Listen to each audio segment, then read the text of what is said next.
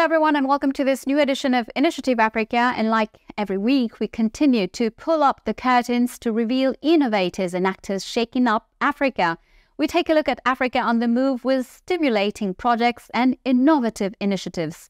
But before we delve into these inspiring stories, here's the summary of our show.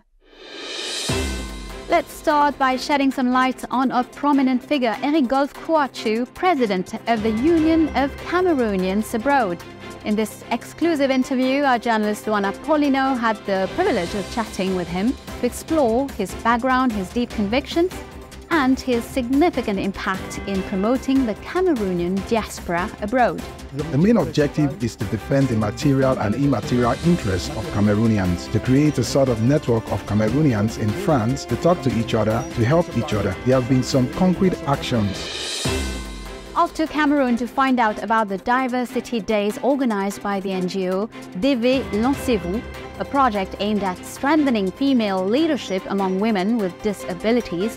Our correspondent Aboubakar Siddiq Mounchili guides us through this initiative, which offers tools and resources as well as opportunities to break down stigma and empower these women. Disabled women have enormous potential. From what I hear, what I read, see and experience, I realize that the discourse is not coherent. How a district well known to Africans in Paris has belied its sulphurous reputation, architectural renewal, enthusiasm of creators, and also a place of social ties. Château-Rouge is waking up. People have to come.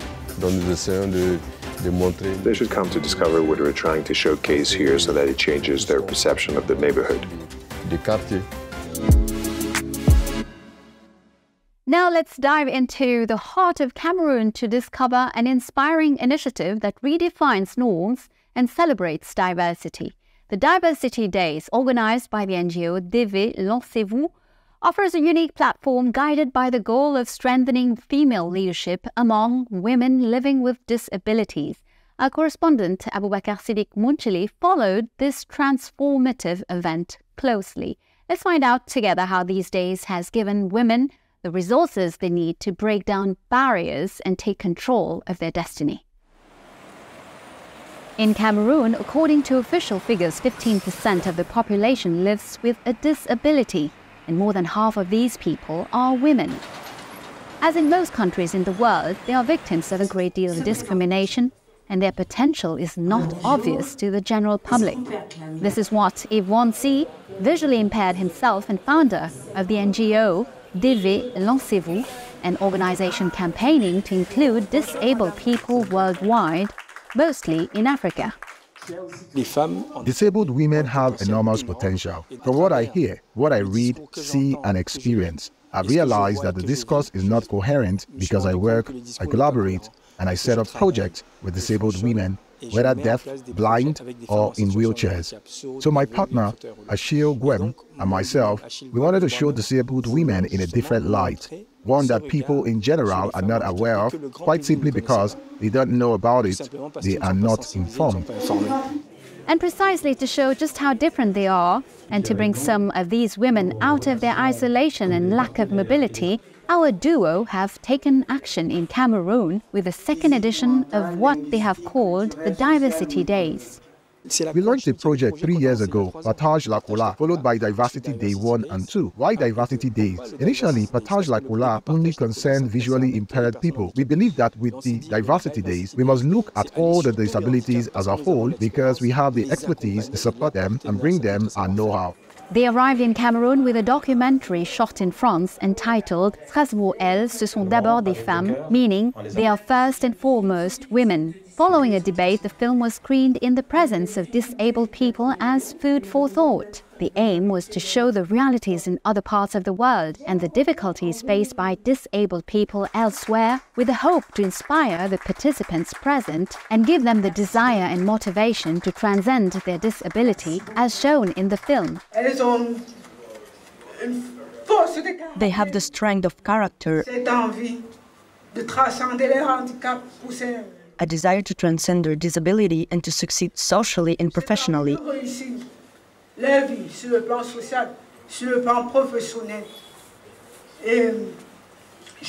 and I feel challenged. How can I put it? This film tells the moving, impressive and inspiring story of three disabled women with entirely different backgrounds who have one thing in common. They have overcome their disabilities to become almost success stories in society. Three disabled women entrepreneurs. The best way to raise awareness of a disability is through action, proof through images. We often like to say that proof is best illustrated through images, through their potentials, through their way of doing things, through their vision, and showing that a film can have an impact and change the perspective of both populations, whether a disabled person feeling helpless and a non-disabled person thinking that disabled people are useless.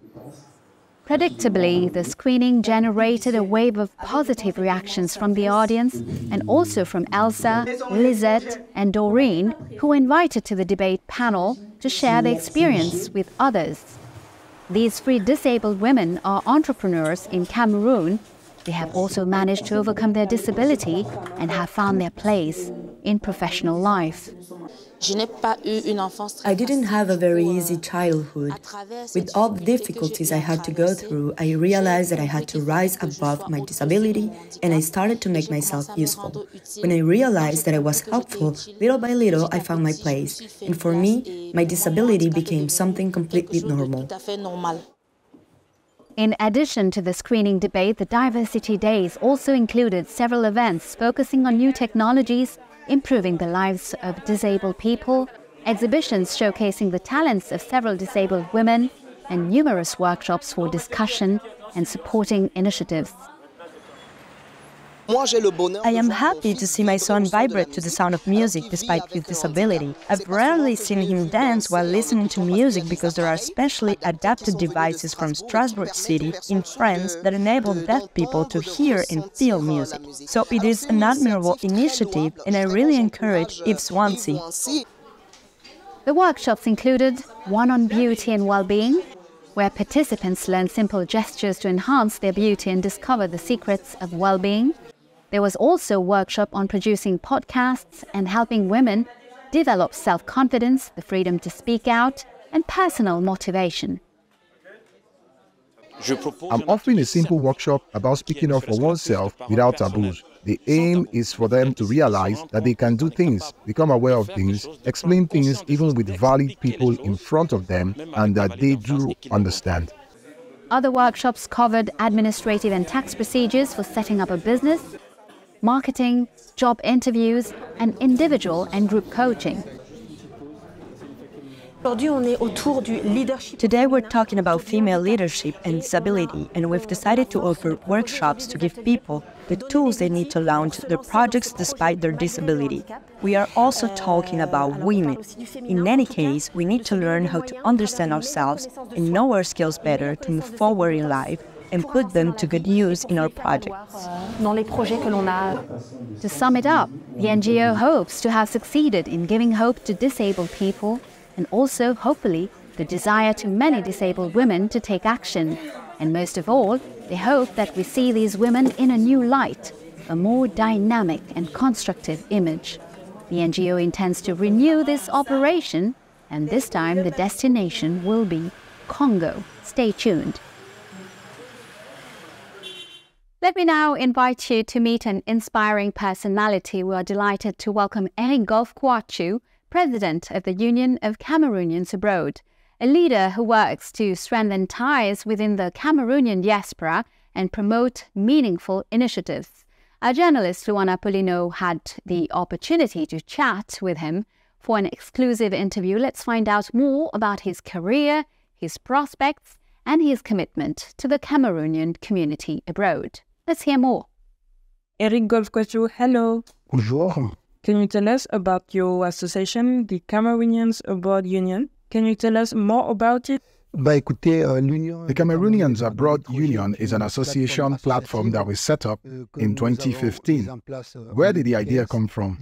Quite simply that in 2015, as a journalist, I was invited by President Hollande to accompany him on an African tour. And so on the plane, we received documents such as information documents that are given to journalists. And through this document, I discovered that the Cameroonian diaspora in autumn 2015 represented the third largest sub-Saharan African diaspora in France, and it was written in black and white, an elitist, hardworking diaspora. What is your objective with this union of Cameroonians abroad? What are you doing with this union?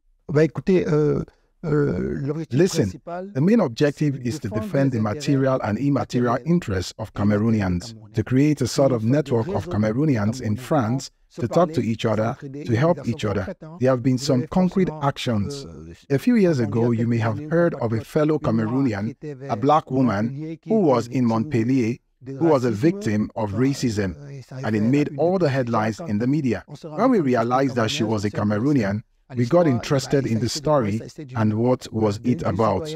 It was about a citizen who had a shop and who was well placed. People wanted her shop and started throwing banana peels. The aim was to encourage her to leave, and we immediately contacted the authorities and the town hall and offered our support to these compatriots. Now, I'm talking about the big issues. Do you all remember the baker in Levallois, who was a real victim of racism? We went there and listened. The aim is not to defend what is not indefensible, but when we realize that our compatriot is the victim of an injustice, we mobilize the community to defend his rights. That's what it's all about and nothing more. Can you tell us about an inspiring action, an action that has marked you within the union since you created it?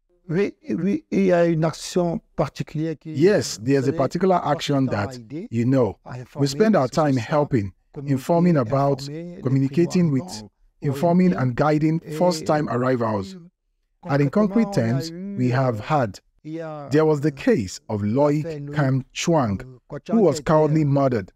Do you remember that case? In fact, at the heart of it was a great artist. When we took an interest in this case, for the average person, it was someone like that.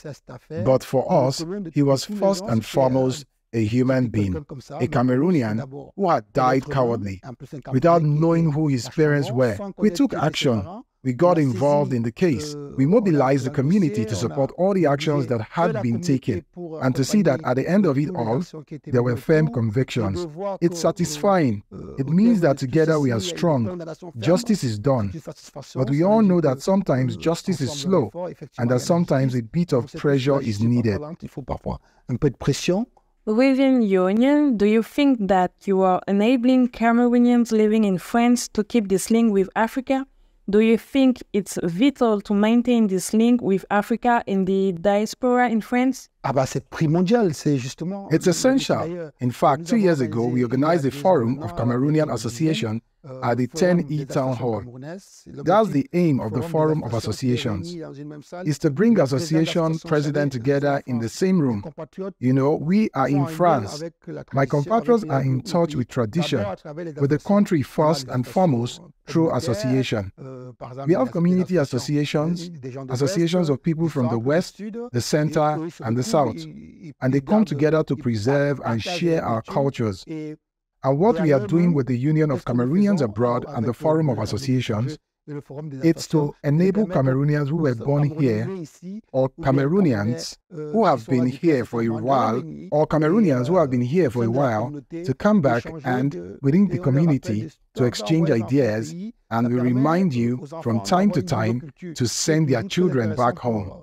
It gives the children a double culture, which is always very interesting for human culture. When we were young in Cameroon, the French used to send us young French people to Cameroon on holiday camps.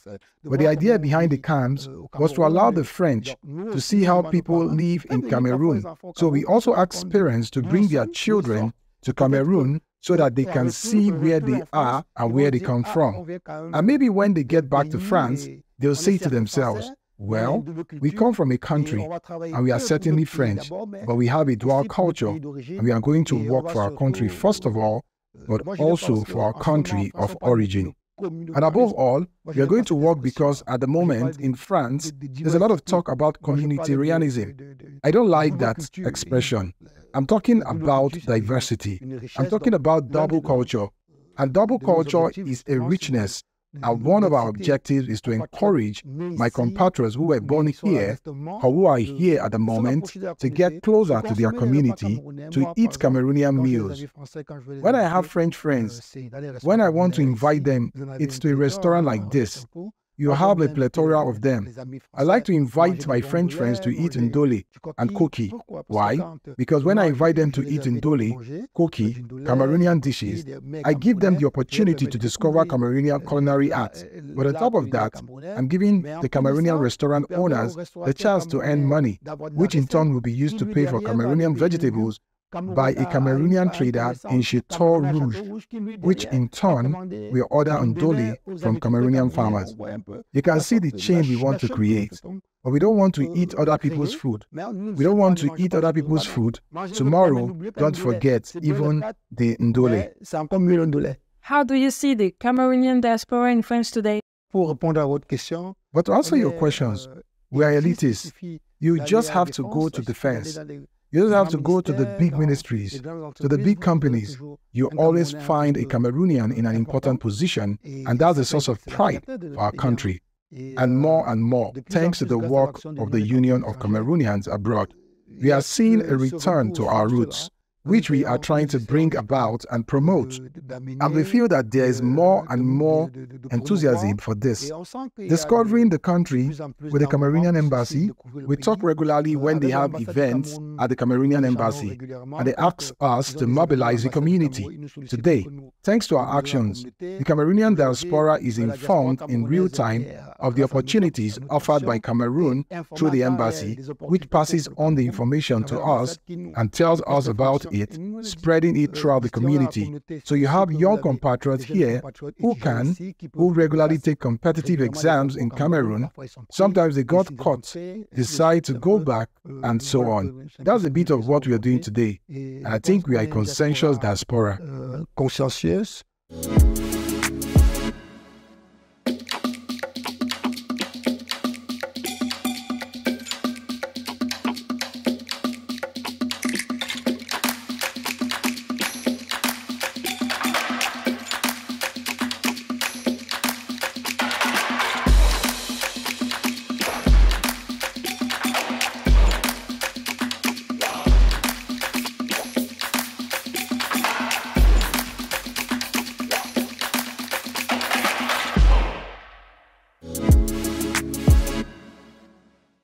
Welcome to the second part of our show. The Château-Rouge district, La Goutte d'Or, located east of the Butte Montmartre in Paris, is well known to Africans. For a long time, it was a place where insalubrity and drug trafficking reigned. But in recent years, thanks in particular to the renovation policy led by the municipality of the 18th arrondissement of the capital, the district has had a facelift, to the delight of the inhabitants, but also artists and the visitors, of course, attracted by its new energy. A report by our journalist Nicolas Marcheron in Paris.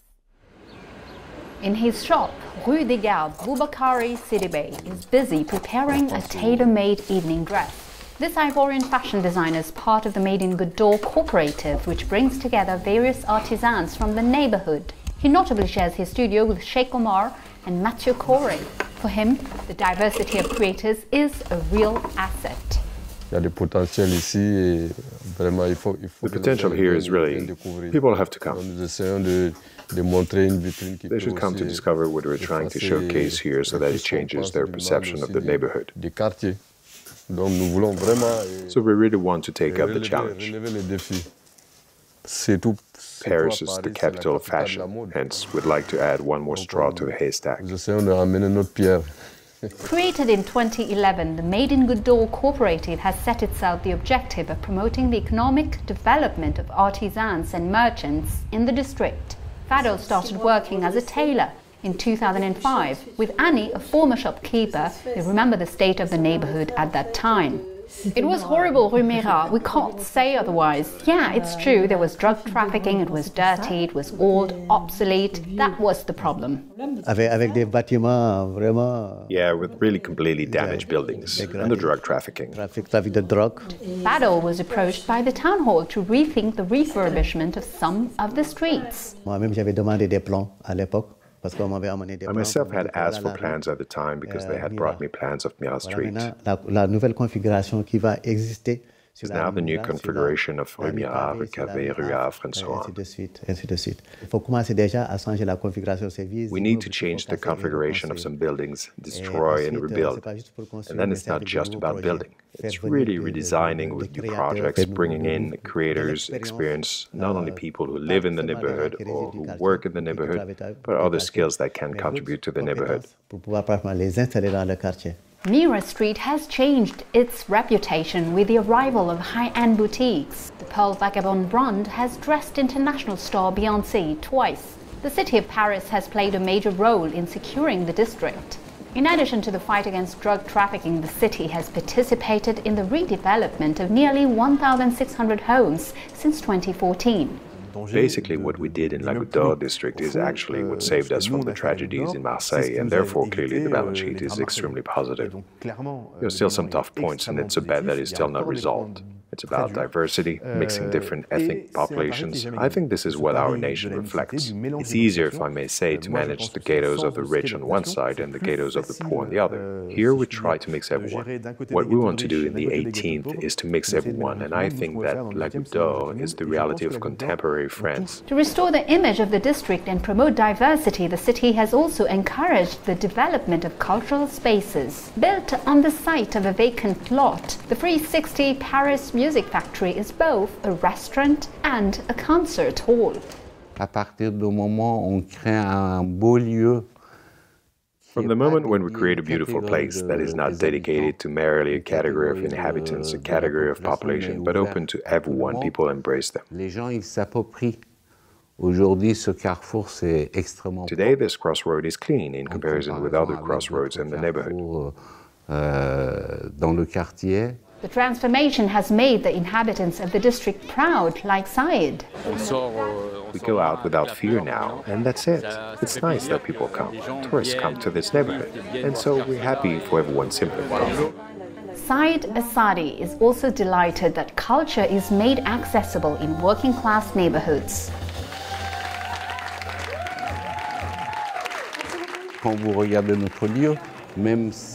When you look at our cultural center, all those bay windows, which as soon as the weather is nice, they open up to the neighborhood, have played a very important role. And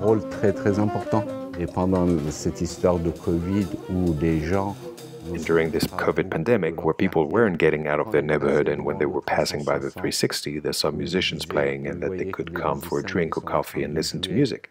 Et qu'ils pouvaient rentrer dans le lieu juste pour prendre un verre ou prendre un café et écouter la musique. It caused a kind of incredible mix. Vraiment mixité incroyable. We now return to our interview with our guest. After talking about his background and his involvement with associations, we're going to explore in more details his role as a reporter and his ambitions.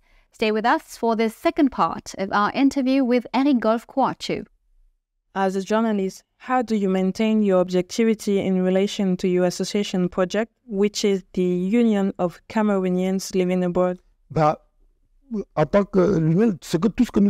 Everything we do in the association is done on a voluntary basis. There's no big financial income. So it's all your voluntary work. After that, you have to make a living. I'm a journalist. I'm a journalist who represents Cameroonians in France. I'm a freelance journalist for French channels. What gives me a living now?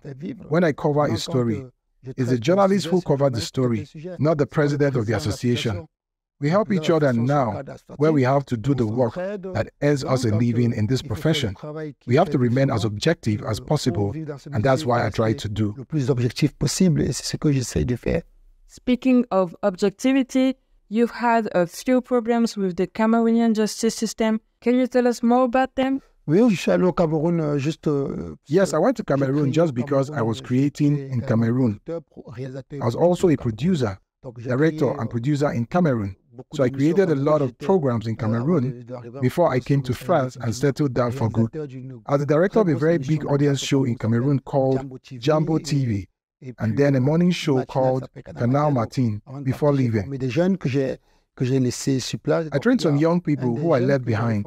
One of the young people I trained got married and said to me, You are my godfather. You are my godfather. You must be at my wedding, godfather, and listen to him. You have to come.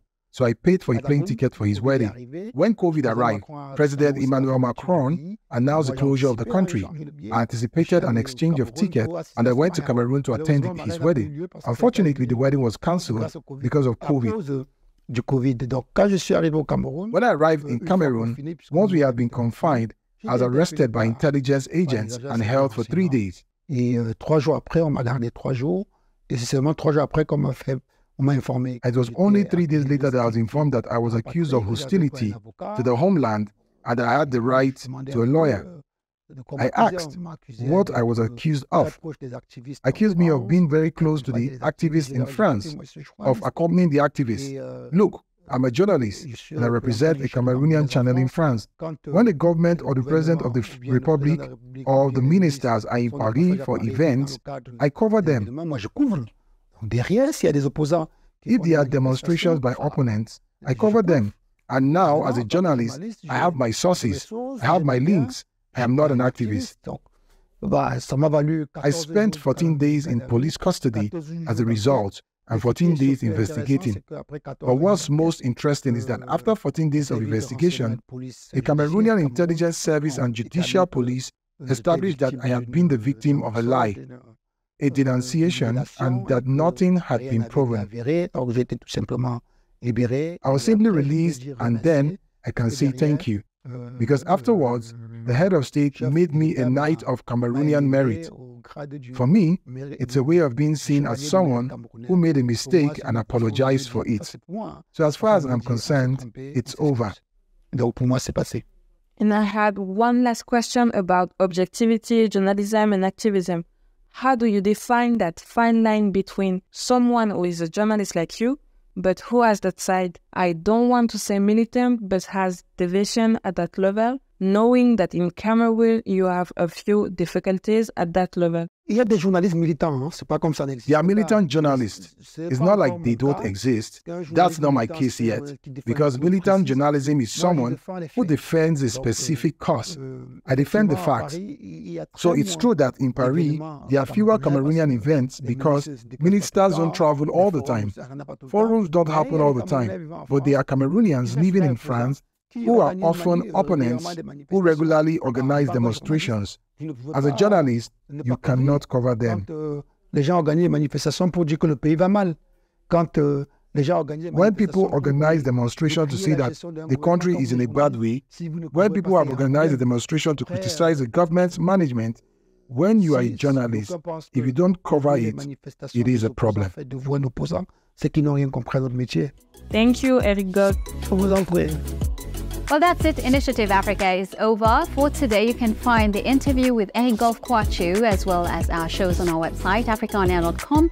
And of course, don't hesitate to follow us on our social media, to like, share and comment with the hashtag Initiative Africa.